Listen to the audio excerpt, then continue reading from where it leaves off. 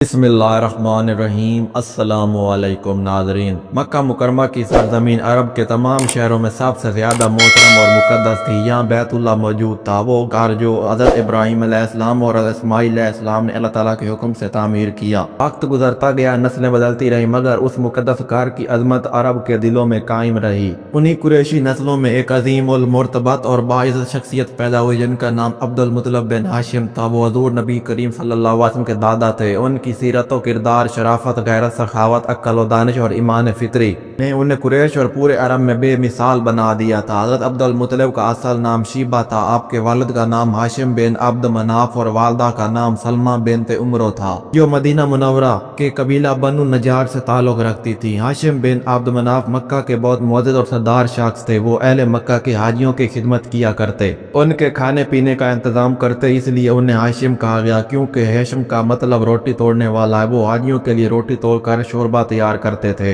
हाशिम बिन अब्द मनाफ तिजारत के सिलसिले में शाम गए और रास्ते में गुज़वा के मकाम पर वफात पा गए। उस वक्त अब्दुल मुत्तलिब अभी छोटे बच्चे थे और अपनी वालदा के साथ मदीना में रहते थे। उनका नाम शीबा इसलिए रखा गया कि उनके सर में बचपन से कुछ सफ़ेद बाल थे। मदीना में बचपन गुजरता रहा। जब उनके चचा अल मुत्तलिब ने बिन अब्द मनाफ को पता चला कि उनके मरूम भाई हाशिम का बेटा जिंदा है, तो वो मदीना गए और सलमा बिनते उमरो से दरख्वास्त की कि वो अपने बेटे शीबा को मक्का ले आए, ताकि अपने अबा की इज्जत, खिदमत और सरदारी का वारिस बने। शुरू में वालदा ने इनकार किया, लेकिन आखिरकार वो राजी हो गईं। अल मुत्तलिब उन्हें ऊँट पर बैठाकर मक्का लाए। जब लोग उन्हें देखते तो समझते कि ये अल मुत्तलिब का गुलाम है, इसलिए लोग कहने लगे अब्दुल मुत्तलिब यानी अल मुत्तलिब का गुलाम। यही नाम मशहूर हो गया और बाद में वो इसी नाम से जाने गए। जब अल मुत्तलिब का इंतकाल हुआ तो अब्दुल मुत्तलिब अपने दादा हाशिम के हकीकी वारिस बने। उन्होंने हाजियों के लिए पानी और खाने का इंतजाम दोबारा जिंदा किया। अहले मक्का उन्हें इज्जत की निगाह से देखने लगे। वो निहायत बुर्दबार, नरम दिल मगर मजबूत इरादे वाले इंसान थे। अब्दुल मुत्तलिब की जिंदगी का सबसे मशहूर वाक़या कुएं ज़मज़म की खुदाई है।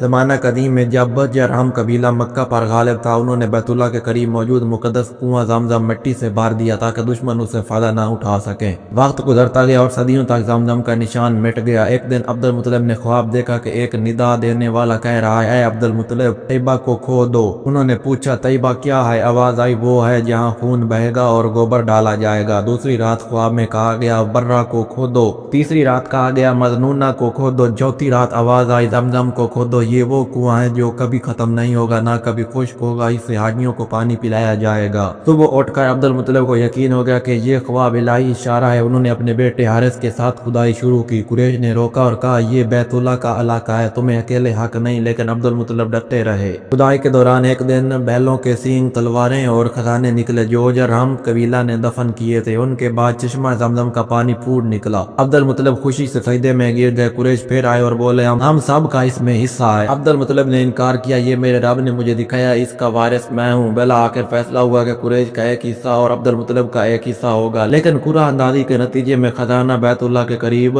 वक्फ हुआ और पानी का इंतजाम अब्दुल मुत्तलिब के हाथ में आ गया। यही खिदमत नस्ल दर नस्ल बनु हाशिम के पास रही। अब्दुल मुत्तलिब के 10 बेटे और 6 बेटियां थी। जो अब ज़मज़म की खुदाई के वक्त कुरैश उनके मुखालिफ थे, तो अब्दुल मुत्तलिब ने नजर मानी, अगर अल्लाह मुझे 10 बेटा अता करे जो बड़े होकर मेरा साथ दे सके, तो मैं उनमें से एक को अल्लाह की राह में कुर्बान कर दूंगा। वक्त गुजरा और उनके 10 बेटे जवान हो गए। अब नजर पूरी करने का वक्त आया। उन्होंने सबको जमा की और कुरान अंदाजी की। कुरा अब्दुल्ला के नाम निकला, वही जो बाद में हज़ूर नबी करीम सल्लल्लाहु अलैहि वसल्लम के वालदा मोहतरम बने। अब्दुल मुत्तलिब का दिल दहल गया। वो अपने बेटे से बेपनाह मोहब्बत करते थे, लेकिन वादा अल्लाह से किया था। उन्होंने तलवार उठाई, बेटे को लेकर बैतुल्लाह की तरफ चले। कुरैश के सरदार दौड़े आए, कहने लगे, ये जुल्म है, अब्दुल्ला को मत मारो, पहले कायना से मशवरा करो। सब लोग अब्दुल्ला और अब्दुल मुत्तलिब को साथ लेकर मदीना के करीब बनु साद की एक कायना के पास गए। उसने कहा, देखो, एक एक कुरा इंसान और 10-10 ऊँटों के दरमियान डालो, जब तक अल्लाह राजी ना हो जाए। कुरा अंदाजी शुरू हुई। पहली बार कुरा अब्दुल्ला के नाम निकला, फिर ऊँटों की तादाद बढ़ाते गए। 20-30 चांचली हत्ता के 100 ऊँटों तक पहुंची। आखिर में कुरा ऊँटों के नाम निकला।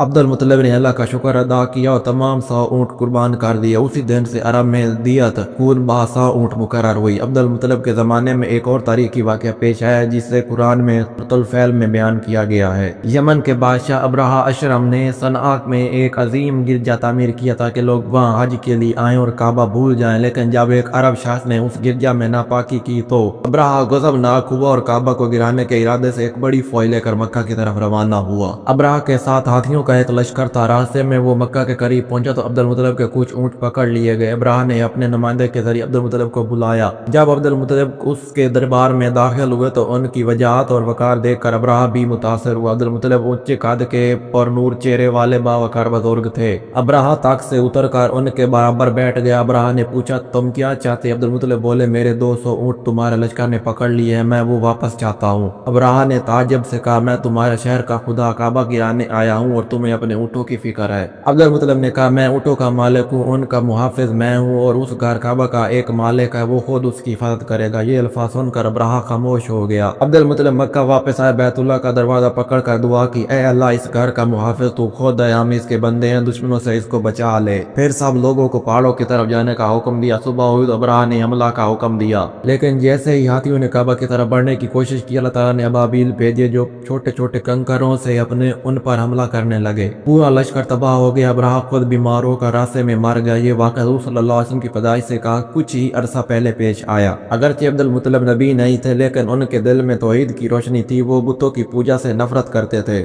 ظلم سے بچتے، پاکیزگی کا خیال رکھتے، زنا کو برا جانتے اور میتوں پر چیخ و پکار کو منع کرتے۔ وہ کہا کرتے تھے ظلم سے زمین سیاہ ہوتی ہے، انصاف سے دل روشن ہوتے ہیں۔ ان کے اقوال عرب کے محاوروں میں شمار ہوتے تھے۔ وہ ہمیشہ لوگوں کو خیر خواہی، صبر اور شکر کی تلقین کرتے۔ جب حضور نبی کریم صلی اللہ علیہ وسلم پیدا ہوئے تو عبدالمطلب سب سے زیادہ خوش ہوئے۔ اب وہ اپنے بیٹے عبداللہ کی وفات پر غمگین تھے، لیکن جب نبی صلی اللہ علیہ وسلم کی ولادت کی خبر ملی تو وہ بیت اللہ گئے، اللہ کا شکر ادا کیا اور اپنے پوتے کو گود میں لے کر دعا کی، اے رب اس بچے کو مبارک بنا، اس کا نام محمد رکھتا ہوں تاکہ زمین و آسمان میں اس کی تعریف ہو۔ پھر آپ نے بچے کو دودھ پلانے کے لیے حلیمہ سعدیہ کے حوالے کیا۔ وہ ہر روز محمد صلی اللہ علیہ وسلم کو دیکھ کر کہتے اس بچے کا چہرہ روشنی پھیلا رہا ہے، مجھے یقین ہے کہ اس کی شان دنیا میں نمایاں ہوگی۔ نبی صلی اللہ علیہ وسلم کی عمر مبارک 8 سال کی تھی جب عبدالمطلب بیمار ہوئے۔ انہوں نے اپنے بیٹے ابو طالب کو بلایا اور فرمایا میں اس یتیم محمد کو تمہارے سپرد کرتا ہوں، اس سے محبت کرنا جیسے تم اپنی اولاد سے کرتے ہو۔ پھر آپ نے نبی صلی اللہ علیہ وسلم کو سینے سے لگایا، دعا کی اور تھوڑی دیر بعد ان کی روح پرواز کر گئی۔ انہیں مکہ کے قبرستان حجون میں دفن کیا۔ حضرت عبدالمطلب کی زندگی میں کئی سبق دیتی ہے۔ عہد کی وفا، انہوں نے اپنی نظر پوری کرنے میں قائم مثال قائم کی۔ توحید پر یقین، بتوں کے زمانے میں بھی وہ اللہ وحدہ لا شریک پر ایمان رکھتے تھے۔ اعتماد پر اللہ بابراہ کے واقعے میں ان کا ایمان ناقابل شکست تھا۔ سخاوت و شجاعت، حاجیوں کی خدمت اور مکہ کی زیارت میں ان کا کردار نمایاں تھا۔ عدل و دانش، وہ عرب کے مشیر سمجھے جاتے تھے۔ حضرت عبدالمطلب کی شخصیت عرب کے دلوں میں حکمت و عزت کی علامت ہے۔ ان کے نواسے خاتم النبی حضرت محمد صلی اللہ علیہ وسلم انہی کے گھر میں پرورش پائے۔ ان کا خاندانی وقار، اخلاقی عظمت اور ایمان کی روشنی نبی کریم صلی اللہ علیہ وسلم کی زندگی میں جھلکتی ہے۔ عبدالمطلب نے دنیا کو یہ پیغام دیا کہ توحید، عزت، وعدہ، عدل اور خدمت وہ ستون ہیں جن پر ایک قوم کی عظمت قائم رہتی ہے۔ ان کا نام رہتی دنیا تک حضور صلی اللہ علیہ وسلم کے خانوادے کے مفخرے کے طور پر زندہ رہے گا۔ اللہ اکبر۔ اگر آج کی ویڈیو پسند آئی ہو تو ویڈیو کو لائک کر دیں، چینل کو سبسکرائب کر دیں۔ ملتے ہیں نیکسٹ ویڈیو میں، تب تک کے لیے اللہ حافظ۔